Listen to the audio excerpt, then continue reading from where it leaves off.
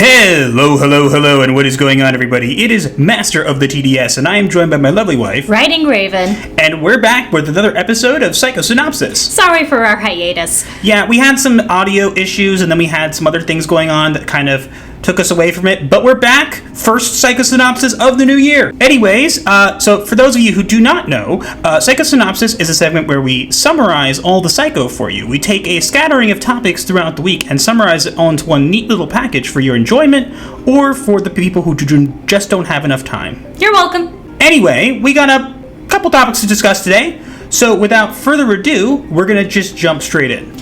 Beginning with our first client, the Tolkien Society. Okay, so the Tolkien Society has been ridiculed after splurging £18,000 on some photographs of the author. Now, that's not exactly the full story, as you know. These places don't seem to like reporting the actual news. But basically, long story short, is somebody posted a image for Tolkien's 130th birthday. I mean, congratulations to this author on turning 130, even though he's dead. Yeah, and it was a picture meant to be kind of like a, hey, an homage and an ode to the creator of Lord of the Rings. And the Tolkien Society had acquired some pictures of this author and gotten the copyright to them. How that's a thing, I don't really know, because I would think it's very creepy to copyright pictures of a dead author, but... Yeah, plus he's in the public domain regarding his image because he's over 100 now. Yeah. But, so they didn't like this very much. And so what they decided to do, out of their infinite wisdom, is to comment on the person's post and ask them, do you have permission to use this image? And everybody dunked on them. Yeah, and then they mentioned how they spent £8,000 or whatever, and then they went protected and said it was for their mental health. The Tolkien Society is the same society that's been had all these woke seminars about, the inherent gayness of Lord of the Rings and all this other crap. Let me make it very clear for people. If you actually read the Lord of the Rings novels, you will know without a shadow of a doubt that wasn't in there. No. Tolkien created an entire world, an entire language, an entire culture that had nothing to do with gayness or skin color or any of that crap. And here's the thing. Would it be different these days now? I'm sure it would be if he wrote it these days. Maybe, but he didn't. And here's the thing, which I don't get. And maybe you can tell me what you think, honey, because I don't understand this. Go. Why is it that when we have like established properties or whatever that get taken and changed, right, and made to be something else, like race swap, gender swap, all this other stuff, and we get upset with them, right? They get mad at us, right? How dare you? It's better, it's more whatever. But then when we have properties that were established already, right? Mm-hmm. Like this one, that doesn't have any of that stuff, they have to force it in or find it because they can't stand that it doesn't have anything. Why is it okay for them to do that? And when we tell them to stop, they're like, oh, you're just a bigot. But wait a minute. Here's the thing. Don't you tell us that if we don't like your content, we shouldn't watch it? So how about if you don't like The Lord of the Rings because it doesn't have the representation you feel you need to enjoy the product, perhaps you shouldn't read the product?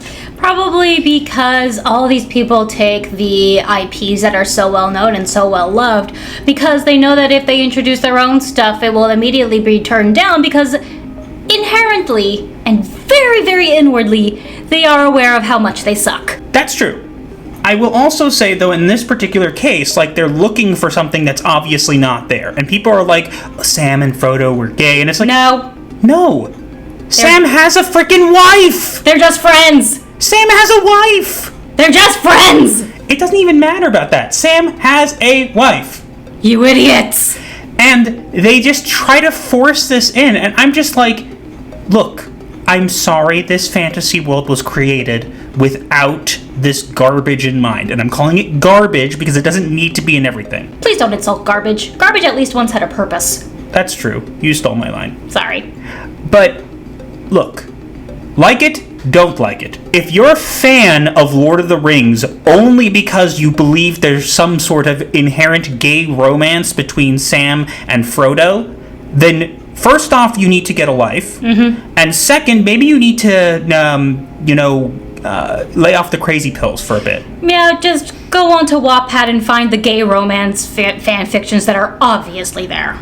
Go take Lord of the Rings and run with it. Make your own gay alternate universe fanfic. Plenty of people do. You can find them on Wattpad. But stop trying to change the actual story, which you and I and everybody else knows is not what you make it out to be. Aren't they also going to include black elves or something when elves are obviously fair-skinned and dark elves are the ones with dark skin? I don't know. Look, that's going to be a train wreck in of its own right. Oh yeah, true. But look, Tolkien Society, you look stupid. You are stupid. Seriously. And you really should have just not commented. There was zero reason. You were in the complete wrong here. And what it just goes to show me is that you don't like people honoring or giving you free publicity, which is what they were doing, because it doesn't make you any money. Wah, wah. You own the copyright, so you should be able to make money off of it, right? No. Yes, because a random Twitter post is going to make money. No. No, thank you. No. I'll in the words of Smeagol or Gollum, go away and never come back. Well done, dear. Let's move on. To the next client! The Star Wars Bake Off. I want to laugh so hard. So this is the Star Wars The High Republic. High on mushrooms. In this case, it actually would make sense considering the Bake Off. Mushrooms aren't used in baking, but okay, so they're probably snorting baking powder. So Daniel Jose Older and Vida Ayala, which we'll discuss later on again, team up in this heartwarming one-shot, plus bake Master Yoda's pastries yourself with the recipe included in the back. Yes, because Master Yoda, the oldest living Jedi in the Star Wars universe, bakes part-time. Quick, do what manga's doing. They like food. Quick, let's do it too. That'll make them like it. Oh boy. And as you can see, I put Chef Gordon Ramsay in there saying, "It's raw, you alien donkey!" Ah, bless you, Chef Ramsay.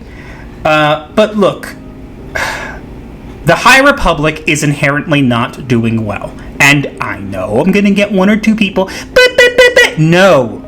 The numbers shipped are not the same numbers sold. I'm sorry to bring this news to you, and I guarantee it's not doing as well because the numbers sold are not good. No. Shipped? You can argue that they ship a lot. Fine. But they don't sell as much as they ship, Exactly. and therefore they lose money. That, and also, look, they make one or two good products, and they kind of use that to make money to keep funding this garbage. But this is garbage. Beyond garbage. This is literally garbage. I'm sorry. Yes, in a galaxy far, far away, I want to know about a galactic bake-off where you try to make Master Yoda's pastries. No, it's a comic book or a story. I want to hear about an adventure. I want to hear about lightsaber battles. I want to hear about Sith. I want to hear about the Force. I want to see cool ships. And aliens! And not ships piloted by rocks. Or Reylo-obsessed fans. I just, look, at this point, as I said multiple times and I will repeat again, Star Wars for me is pretty much dead. I just kind of chronicle its demise now. Yeah. And it's fun sometimes once in a while when you put an opinion out there. These people who are so obsessed and need to gobble down anything that Mickey puts out there will scream and yell at you and not actually have actual reasons. But look, you get to choose what you want to consume. If you want to just consume product, wait for next product, then go ahead. I mean, I have no problem with that. But I don't have to just because you demand that I do. Yeah, because this is not Star Wars. It's not even a fan fiction of Star Wars. Yeah, it's not Star Wars. I'm sorry. I've seen bad fan fiction of Star Wars, and this doesn't even reach that bar. It's just not what people want from Star Wars. And are there people who will read it and who will like it? I'm sure there are. But the majority of people don't pick up a Star Wars comic to read about bake-offs. No. We're looking for wars. We're looking for entertainment, adventure, not, oh, let's make a pastry. We can go on to reality TV for that. Well, that, or we can go watch manga, which does it much better. God bless Japan! So we move on to the next client regarding Star Wars, the Book of Boba Fett. Okay, so, as you can see, it says, a new rumor claims that the latest Star Wars series on Disney Plus is not hitting the viewership numbers that the Walt Disney Company expected it to. And as you can see, there's Boba Fett with his helmet off because that's a thing now. And you can see it's Uncle Fester from the Addams Family, and they look very similar. You're kidding! So, where to begin with this? Basically, not only do they not have the actual Boba Fett, because, you know, he's not acting like Boba Fett. Not at all. Now, before going any further, I want to mention something specifically. My wife and I have not watched this show. No, we have only seen reviews. And guess what? We're still going to make an opinion anyways, because we can make a constructive opinion based on other people's views. That's why those views exist. And what we've heard about the show doesn't sound like Boba Fett. No. And they try to humanize the Sand People. The Tusken Raiders, who are clearly described as savages. The people who go are apparently now sophisticated and are literally like to have a whole culture or whatever, which they did have a culture, to be fair, in the EU. Yes, but it was a barbaric culture. And they're like making it like Boba joins their tribe by snorting a lizard up his nose. I kid you not. This is what I've been told. They must have taken that from the Clone Wars with the Genosha hive mind. No, they took it from Star Trek. Okay, that too. But Star Wars also did that with a few Genosha episodes. But like, what? What? Where are you getting these ideas? Who's writing these? The same people who write The High Republic, I'm assuming. Oh, yeah. And look, people who say Star Wars is saved or whatever. No. No, it's not. It's not with this. Now, if you enjoy this show and you like it, you are more than welcome to do so. We are not here to tell you that you can't watch it because stuff. We're simply telling you what we've heard and giving our constructive opinion on it. If you enjoy it and you want to watch it, go right ahead. But my wife and I have no interest in watching it. If we did have interest, it's been killed by the fact that this does not sound like Boba Fett at all. And I really don't think we need to take everything that could possibly, in some random alternate universe, be seen as a minority, so we have to make them intelligent and whatever. There can be savage sand people. It's okay. You guys are completely ignoring the fact that savage cultures do exist. I mean, I'm pretty sure there are still tropical islands with cannibals. And I've also heard that they don't put blood in this show either. Like, people die and get shot, whatever, no one bleeds. They're making it for, like, toddlers if there's no blood. I'll take from what Nerdrotic has mentioned in Friday Night Tights this past week is basically this is filler. It's quick distraction video series, so that way we can make other content that you'll actually want to watch. Maybe, not really, I don't care. My head hurts. I'm sure you're not the only one, because Bubba's got a lizard up there now, so... Ew. Was it alive? I don't know. I don't care enough to actually look. That's just what I've heard. It was alive, dead, or powdered. I don't really care. Me neither. I'm just curious. Nope. Not even curious. I just like... That poor lizard. How about poor viewers who have to watch this True, trick? but also a lizard. I like lizards. Let's move on then. To the next client who seriously does need therapy in real life, Vida Ayala. Okay, so we said we'd touch on her already. Here's what we have. DC Comics writer Vida Ayala, who is currently writing Nubia and the Amazons, Wonder Woman and Batman Urban Legends, exposed her bigotry when she declared that no cis dude should apply for an associate editor position at Marvel. Shocking! Now let me read what she writes. She writes, someone says associate editor, she quote tweets it and says, black and brown people, especially femme people, please apply.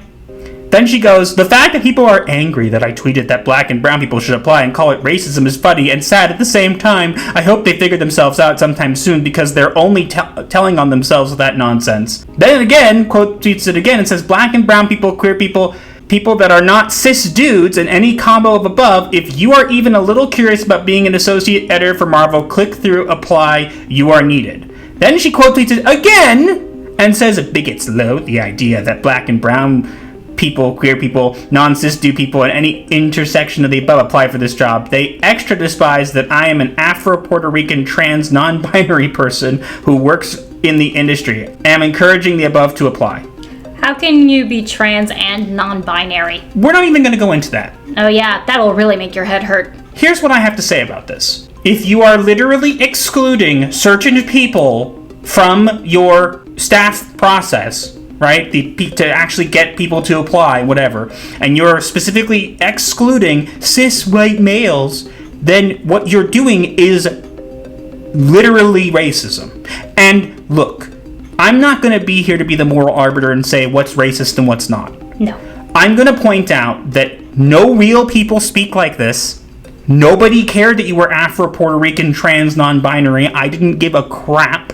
Yeah, seriously, no one cared. I care more about the talent of the people applying. Mm-hmm. And it seems like with you do not. Which tells me, regardless of putting all the, racism or whatever things aside, what this then tells me is that you do not actually have skill. I miss the days when people were judged on skill. Because if you did, you wouldn't need to project so hard. Now would you? Ouch.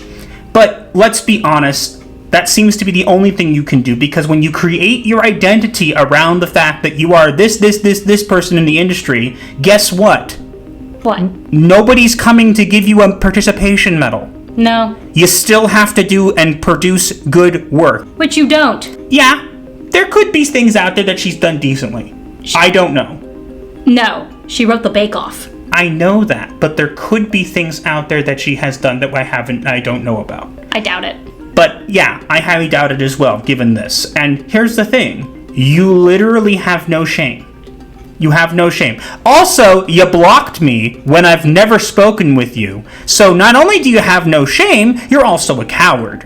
Wah wah. So you're Afro, Puerto Rican, trans, non-binary coward, right? Can you put coward in there? Why not? She just likes to put a bunch of labels. I'll just add one more, right? Sure. How about failed writer, too? That's an insult to failed writers, my love. That's true. But how about you stop trying, if you really felt that you were in the right, you wouldn't have had to have made 3 quote tweets and a response in a thread if you really didn't feel anything was wrong with what you said. Now would you? Sigh. So the fact that you've done that tells me that not only do you know that there's something wrong with what you said, but you have a guilty conscience about it. So, enjoy not getting anyone to apply for the job. Well, I'm sure she will. But good luck. Good luck storming the comic book industry. Think it'll work? It would take a miracle.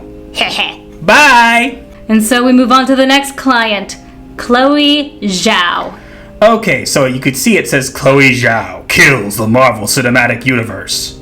Eternals' theatrical ending that we saw was also fairly somber when most of the Eternals were whisked away by Arishem to find out whether their decision to save humanity and letting a Celestial die was the right decision, but the original ending was even worse for our heroes. Blah blah blah blah blah blah blah blah blah. Blah blah blah blah blah blah blah. That's what I heard. Basically, she wanted the movie to end with the planet blowing up. Which would have been awesome.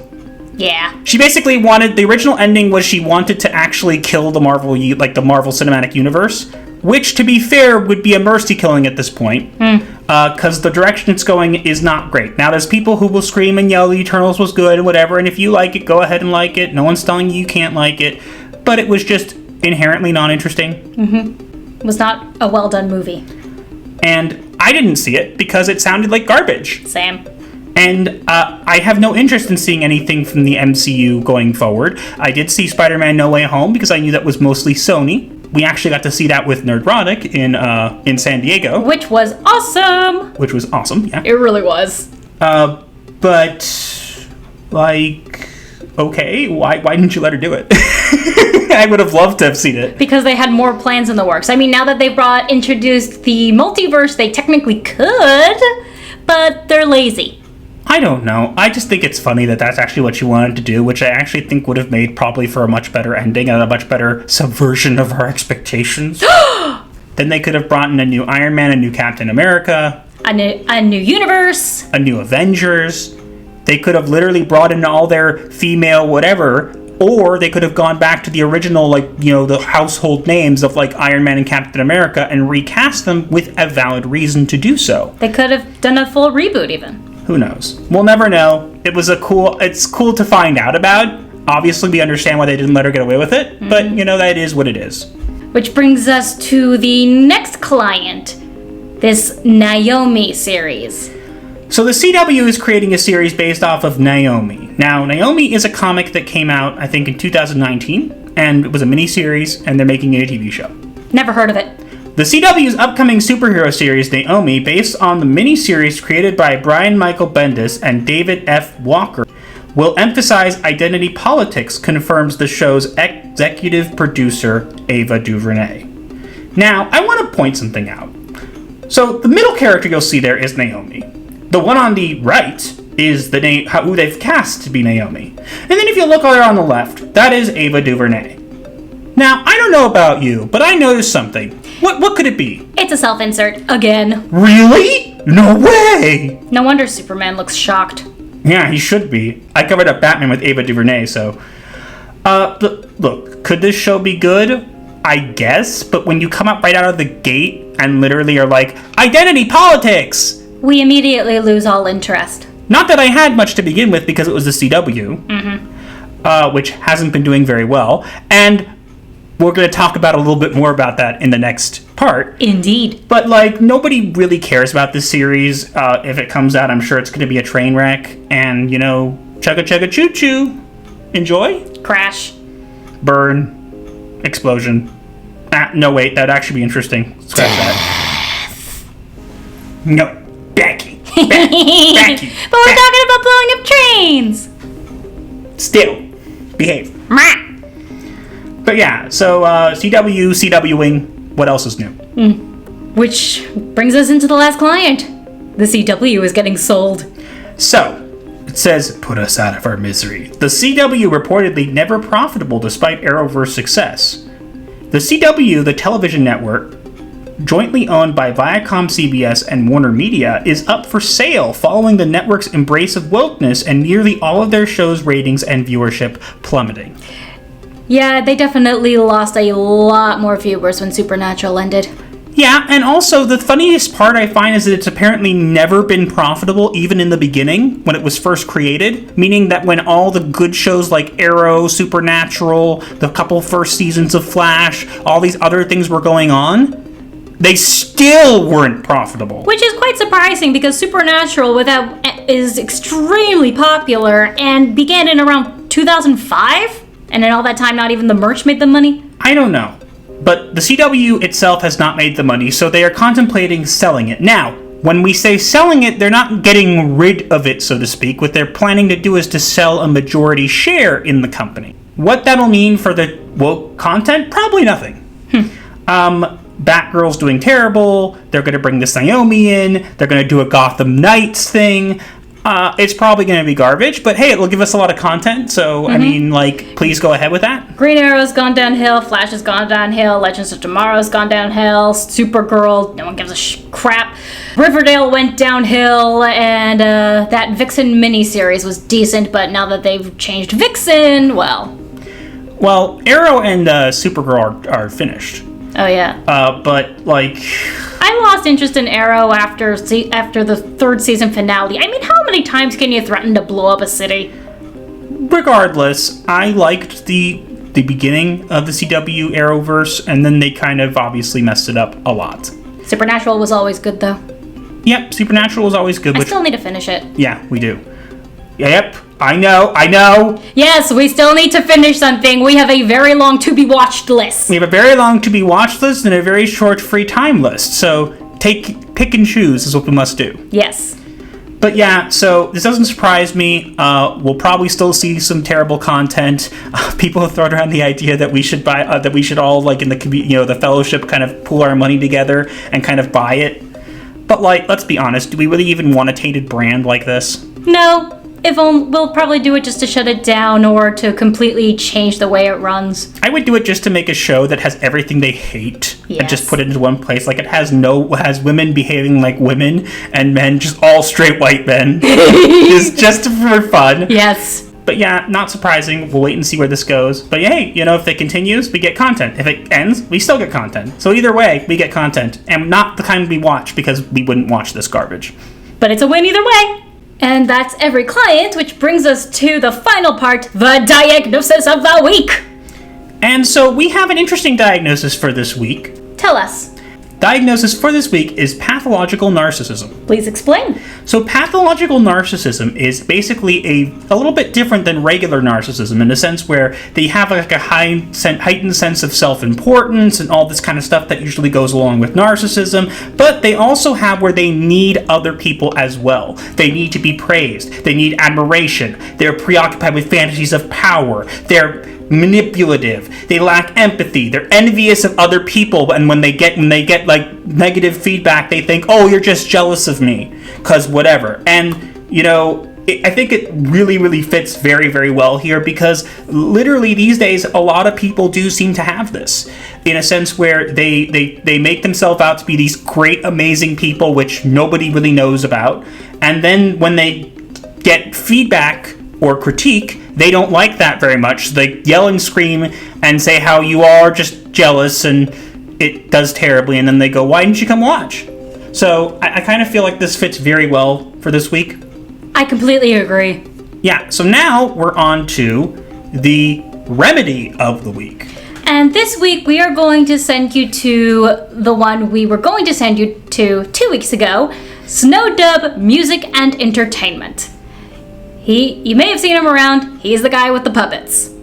Very good ventriloquist too. But he also makes music every now and then and has a show based around those puppets. And also does a lot of tuck and roll stuff. Yeah, so head on over there and grab your puppets, grab your stuffing, head on over there and tell them Gothic Therapy referred you. Yeah, go show him some love and yeah. Yeah. That's all we have for this week. Let us know what you think in the comments below, and also make sure to like, share, comment, and subscribe with notifications on so you do not miss your weekly therapy session. Or you will be charged. Also, follow us both on Twitter at Master of the TDS and at Writing Raven 2. We also are now on Getter at Master of the TDS and at Writing Raven. Follow my husband on Twitch and Instagram at Master of the TDS. Also, you can follow our channel on Instagram at yt.gothic.therapy. We also have a Discord server and a merch store, both of which you can find the links to below. And follow me on Wattpad at GothicWriter613 for well-written stories that are true to the source material and have absolutely no wokeness whatsoever. Yeah. So that's all we have for this week, and we'll see you guys in the next one. Gothic Therapy, out.